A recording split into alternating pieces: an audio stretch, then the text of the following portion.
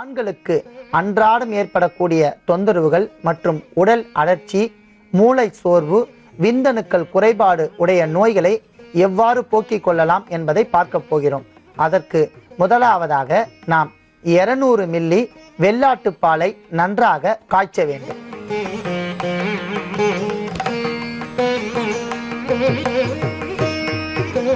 அன்பான நேயர்களே, நம் சித்தர்கள் ஒவ்வொரு பிராணி இடத்தில் இருந்தும் நமக்கு கிடைக்கக்கூடிய பொருட்களை வகைப்படுத்தி கூறியிருக்கிறார்கள். குறிப்பாக கோரோஜனம் என்று சொல்லக்கூடிய வாசனை ஊக்கி பொருள் பசுவின் இடத்திலிருந்து நமக்கு கிடைக்கின்றது.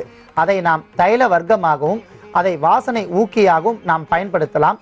வெள்ளாடு என்று சொல்லக்கூடிய ஆட்டிலிருந்து பால், அந்த ஆட்டினுடைய கோமியம் என்று சொல்லக்கூடிய சிறுநீர் மிக சிறந்த ஒரு மருத்துவ குணம் வாய்ந்த ஒரு பொருளாகும். பசும் கோமியம் எவ்வாறு பயன்படுகின்றதோ அந்த அளவிற்கு வெள்ளாட்டு கோமியம் என்கிற சிறுநீரும் பயன்படுகின்றது. எல்லா பொருட்களுமே மிகுந்த மருத்துவ குணம் வாய்ந்த பொருளாக இருப்பதால் தான் நம் சித்தர் பெருமக்கள் பிராணிகளிடத்தில் இருந்து கிடைக்கக்கூடிய பொருட்களை நாம் தாராளமாக பயன்படுத்தலாம் என்று கூறியிருக்கிறார்கள். அந்த வகையில் இப்போது வெள்ளாட்டு பால் நன்றாக கொதித்து கொண்டிருக்கின்ற வேளையில் நாம் பேரீச்சை பழத்தினுடைய விதைகளை நீக்கி எடுத்து வைத்துள்ளோம். அன்பான நேயர்களே, எப்போதுமே நாம் விதையுள்ள பொருளையே பயன்படுத்த வேண்டும். வித்துக்கள் நீக்கிவிட்டால் நமக்கு விந்தணுக்கள் குறைபாடு தோன்றும். விதையுள்ள எந்த ஒரு பொருளையும் நாம் பயன்படுத்தலாம். நம் பாரம்பரியமாக பயன்படுத்தி வருகின்ற எல்லா பொருட்களிலுமே விதையுள்ள பொருளை தான் நாம் பயன்படுத்த வேண்டும். அந்த வகையில் நாம் இப்போது விதையுள்ள பேரீச்சம்பழத்தை எடுத்து விதை நீக்கிவிட்டு மேல் தோல் என்று சொல்லக்கூடிய கனிகளை மட்டும் எடுத்து வைத்துள்ளோம். நன்றாக கொதித்துவிட்ட வெள்ளாட்டு பாலில் நமக்கு 3 அல்லது 4 எண்ணிக்கையில் பேரீச்சம்பழத்தை அதில் போட வேண்டும்.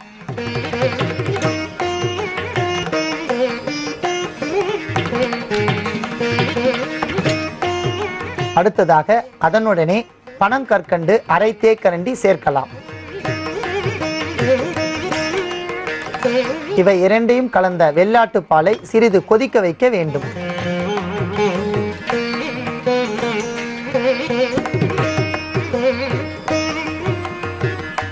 இறுதியாக அதனுடன் தேனை நாம் அரை தேக்கரண்டி சேர்க்கவும்.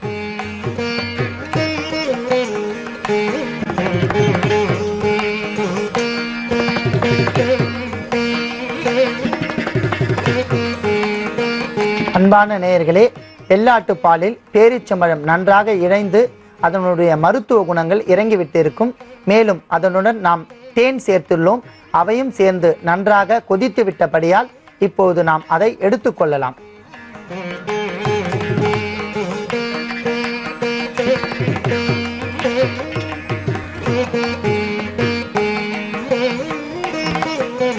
அன்பான நேயர்களே, நன்றாக பேரீச்சம்பழம், தேன், வெள்ளாட்டு பாலில் கொதித்துவிட்ட அந்த பாலை எடுத்துக்கொண்டு சிறிது ஆற வைத்த வேண்டும்.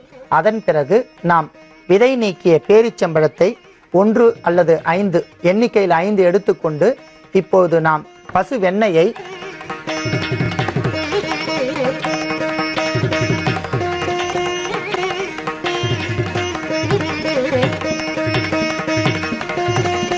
அன்பான நேயர்களே, நாம் விதை நீக்கிய பேரீச்சம்பழத்தை 2ஆக கீறிக்கொண்டு அதனுடன் பசு வெண்ணெயை முழுவதுமாக அப்பிவிட வேண்டும்.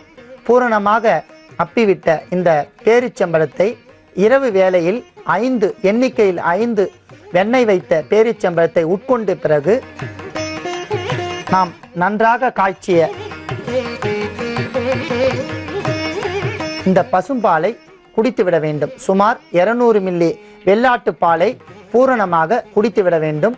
தினந்தோறும் இம்மாதிரியாக 3 மாத காலம் தொடர்ந்து செய்து வந்தால் பூரணமாக உடல் குளிர்ச்சியடைந்து விந்தணுக்களினுடைய எண்ணிக்கை படிப்படியாக உயர்ந்துவிடும்.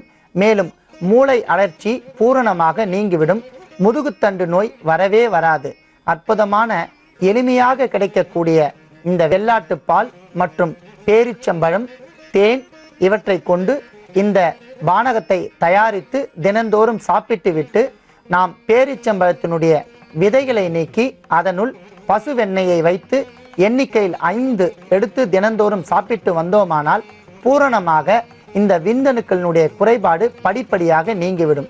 அன்பான நேயர்களே, அனைவரும் இந்த மருந்தை பயன்படுத்தலாம். குறிப்பாக ஆண்கள் பயன்படுத்தி வரலாம். ஏனென்றால் இப்போது எல்லா வகையிலும் விஞ்ஞான ரீதியாக பார்த்தோமானால் எல்லா வகையிலும் அவர்களுக்கு மூளைச்சோர்வு ஏற்பட்டு நவீன மருத்துவத்தால் கூட சரி செய்ய முடியாத அற்புதமான இந்த மருத்துவத்தை மிக எளிதாக நாம் கடைபிடித்து வந்தால் பூரணமாக நலம் பெறலாம்.